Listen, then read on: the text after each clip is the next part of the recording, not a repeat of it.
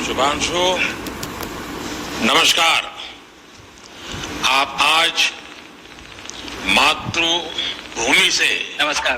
भारत भूमि से सबसे दूर है, लेकिन भारतवासियों के दिलों के सबसे करीब है। आपके नाम में भी शुभ है और आपकी यात्रा नए युग का शुभ आरंभ भी है। इस समय बात हम दोनों कर रहे हैं, लेकिन मेरे साथ 140 करोड़ भारतवासियों की भावनाएं भी हैं। मेरी आवाज में सभी भारतीयों का उत्साह और उमंग शामिल है। अंतरिक्ष में भारत का परचम लहराने के लिए मैं आपको हार्दिक बधाई और शुभकामनाएं देता हूं। मैं ज्यादा समय नहीं ले रहा हूं, तो सबसे पहले तो ये बताइए, वहां सब कुशल मंगल है? आपकी तबीयत ठीक है? जी प्रधानमंत्री जी, बहुत बहुत धन्यवाद आपकी विशेष का और 140 करोड़ मेरे देशवासियों के विशेष का। मैं यहाँ बिल्कुल ठीक हूँ, सुरक्षित हूँ। आप सबके आशीर्वाद और प्यार की वजह से बहुत अच्छा लग रहा है। बहुत नया एक्सपीरियंस है ये, और कहीं ना कहीं बहुत सारी चीजें ऐसी हो रही हैं जो दर्शाती हैं कि मैं और मेरे जैसे बहुत सारे लोग हमारे देश में और हमारा भारत किस दिशा में जा रहा है। ये जो मेरी यात्रा है, ये पृथ्वी से ऑर्बिट की 400 किलोमीटर तक की जो छोटी सी यात्रा है, ये सिर्फ मेरी नहीं है। मुझे लगता है कहीं ना कहीं हमारे देश की भी यात्रा है। बिकॉज जब मैं छोटा था, मैं कभी सोच नहीं पाया कि मैं एस्ट्रोनॉट बन सकता हूँ, लेकिन मुझे लगता है आपके नेतृत्व में आज का भारत ये मौका देता है और उन सपनों को साकार करने का भी मौका देता है। तो ये बहुत बड़ी उपलब्धि है मेरे लिए, और मैं बहुत गर्व फील कर रहा हूँ कि मैं यहाँ पे अपने देश का प्रतिनिधित्व कर पा रहा हूँ। धन्यवाद प्रधानमंत्री। शुभ।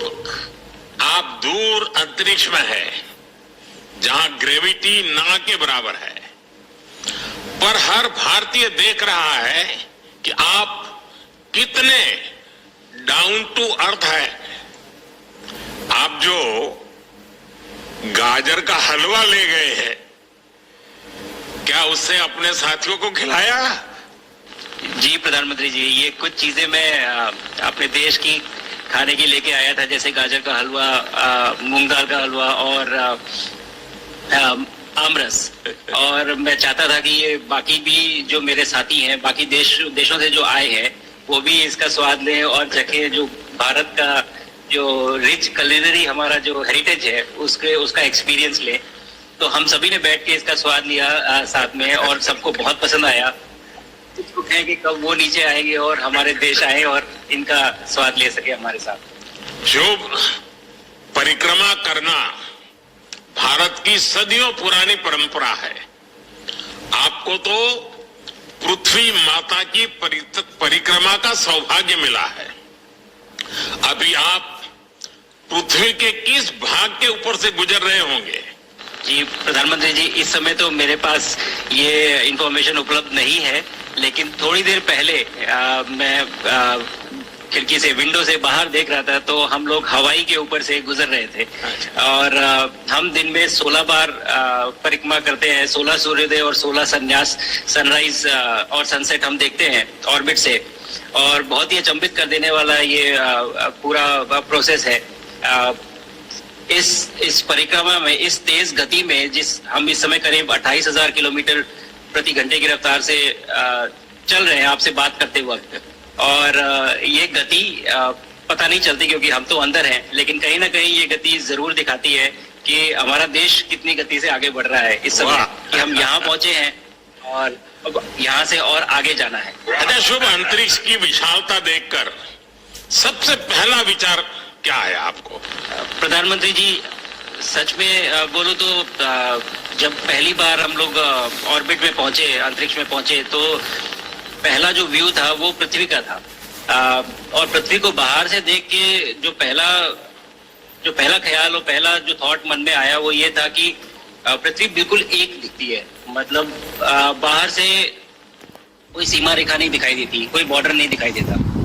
और दूसरी चीज जो बहुत नोटिसेबल थी, जब पहली बार भारत को देखा तो हम मैप पे पढ़ते हैं भारत को, हम देखते हैं बाकी देशों का आकार कितना बड़ा है, हमारा आकार कैसा है, वो मैप पे देखते हैं, लेकिन वो सही नहीं होता क्योंकि वो एक हम 3D ऑब्जेक्ट को 2D यानी पेपर पे हम उतारते हैं। भारत सच में बहुत भव्य दिखता है, बहुत बड़ा दिखता है, या जितना हम मैप पे देखते हैं उससे कहीं ज्यादा बड़ा। और जो वननेस की फीलिंग है, पृथ्वी की वननेस की फीलिंग है, जो हमारा भी मोटो है कि अनेकता में एकता, वो बिल्कुल उसका महत्व ऐसा समझ में आता है बाहर से देखने में कि लगता है कि कोई बॉर्डर एग्जिस्ट ही नहीं करता, कोई राज्य नहीं एग्जिस्ट करता, कंट्रीज नहीं एग्जिस्ट करती। फाइनली हम सब ह्यूमैनिटी का पार्ट है और छोड़ के तो भी ये ऐसे फ्लोट करता रहता है। पानी पीना, पैदल चलना, सोना बहुत बड़ा चैलेंज है। आप छत पे सो सकते हैं, आप दीवारों पे सो सकते हैं, आप जमीन पे सो सकते हैं। तो पता सब कुछ होता है प्रधानमंत्री जी, ट्रेनिंग अच्छी है, लेकिन वातावरण चेंज होता है तो थोड़ा सा यूज टू होने में 1-2 दिन लगते हैं, बट फिर ठीक हो जाता है। भारत की ताकत साइंस और स्पिरिचुअलिटी दोनों है। आप अंतरिक्ष यात्रा पर है, लेकिन भारत की यात्रा भी चल रही होगी। भीतर में भारत दौड़ता होगा। क्या उस माहौल में मेडिटेशन और माइंडफुलनेस का लाभ भी मिलता है क्या? जी प्रधानमंत्री जी, मैं बिल्कुल सहमत हूँ। मैं कहीं ना कहीं ये मानता हूँ कि भारत ऑलरेडी दौड़ रहा है और ये मिशन तो केवल एक पहली सीढ़ी है उस एक बड़ी दौड़ का, और हम जरूर आगे पहुंच रहे हैं और अंतरिक्ष में हमारे खुद के स्टेशन भी होंगे और बहुत सारे लोग पहुंचेंगे। और माइंडफुलनेस का भी बहुत फर्क पड़ता है। बहुत सारी सिचुएशंस ऐसी होती हैं नॉर्मल ट्रेनिंग के दौरान भी या फिर लॉन्च के दौरान भी जो बहुत स्ट्रेसफुल होती है, और माइंडफुलनेस से आप अपने आप को उन सिचुएशंस में शांत रख पाते हैं और अपने आप को काम रखते हैं, अपने आप को शांत रखते हैं, तो आप अच्छे डिसीजन ले पाते हैं। कहते हैं कि दौड़ते हुए भोजन कोई भी नहीं कर सकता, तो जितना आप शांत रहेंगे उतना ही अच्छे से आप डिसीजन ले पाएंगे। तो आई थिंक माइंडफुलनेस का बहुत इंपॉर्टेंट रोल होता है इन चीजों में।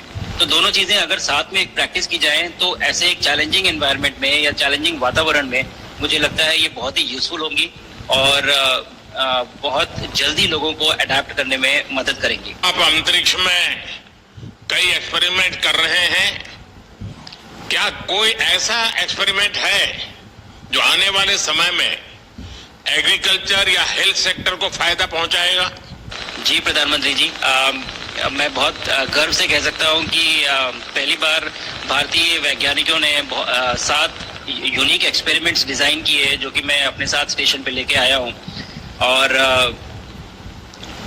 पहला एक्सपेरिमेंट जो मैं करने वाला हूं, जो कि आज ही के दिन में शेड्यूल्ड है, वो है स्टेम सेल्स के ऊपर। सो अंतरिक्ष में आने से क्या होता है कि ग्रेविटी चूंकि एब्सेंट होती है तो लोड खत्म हो जाता है, तो मसल लॉस होता है।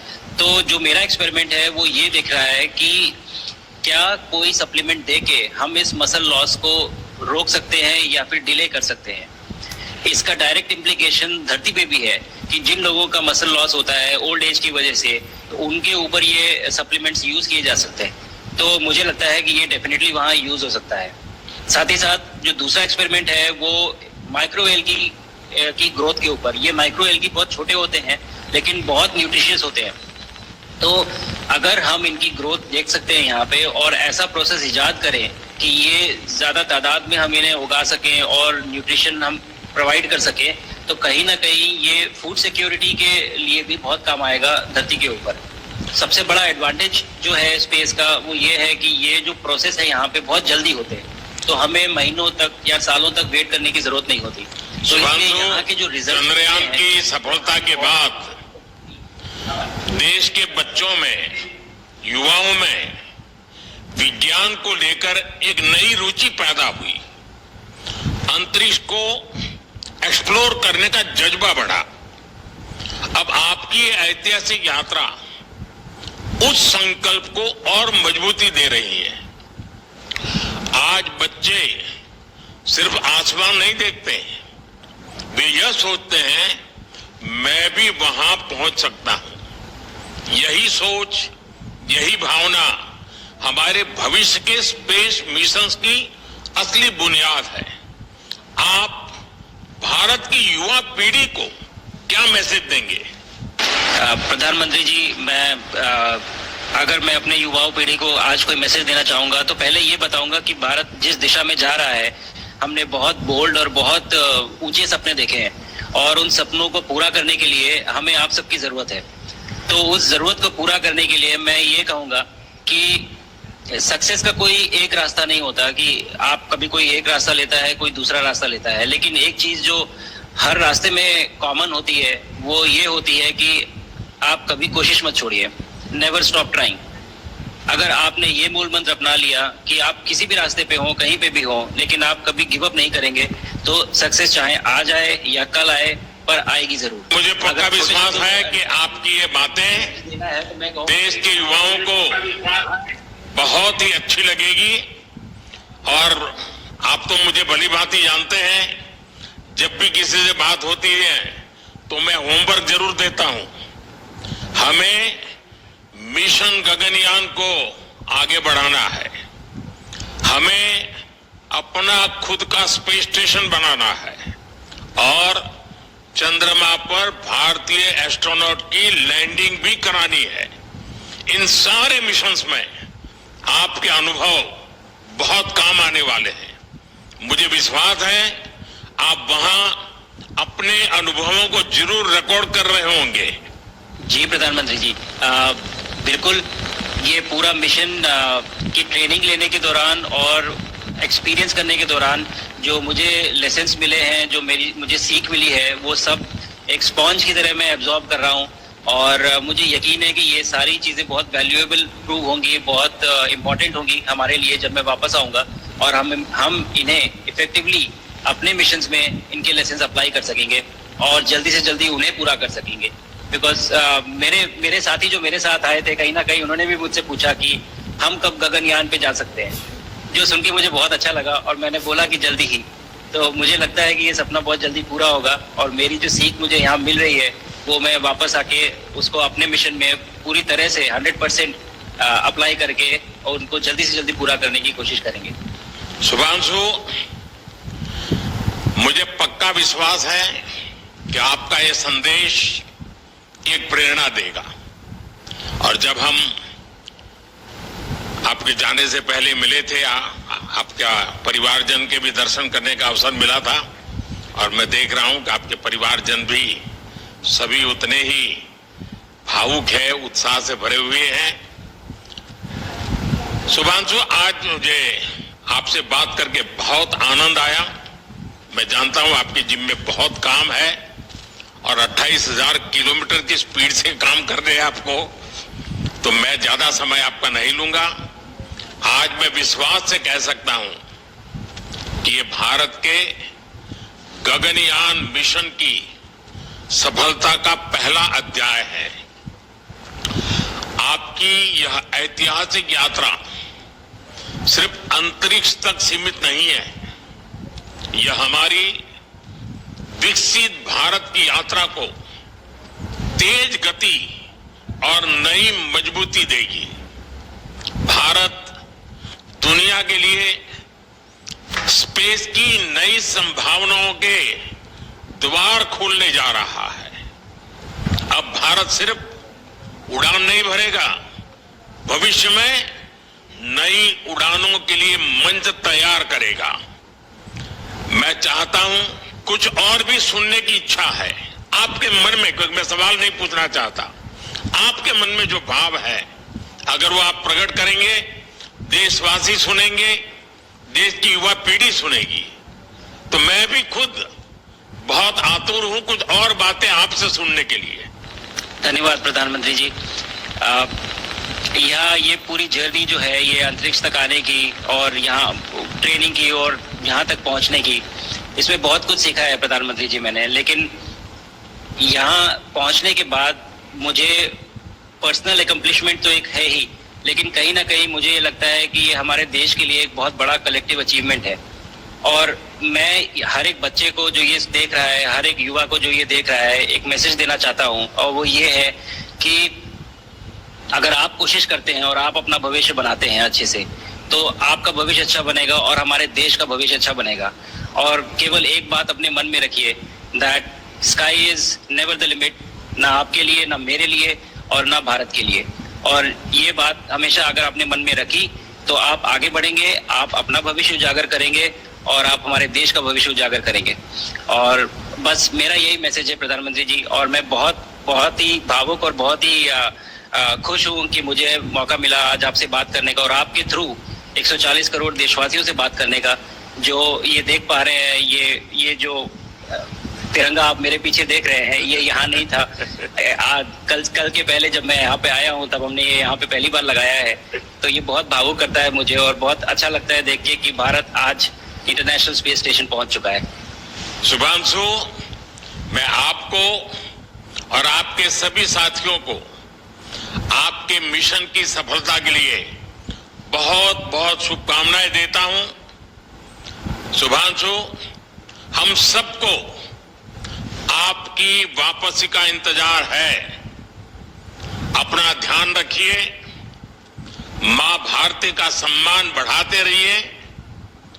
अनेक अनेक शुभकामनाएं, 140 करोड़ देशवासियों की शुभकामनाएं, और आपको इस कठोर परिश्रम करके इस ऊंचाई तक पहुंचने के लिए बहुत बहुत धन्यवाद देता हूं।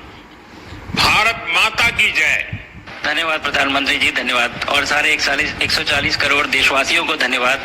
और स्पेस से सबके लिए भारत माता की जय।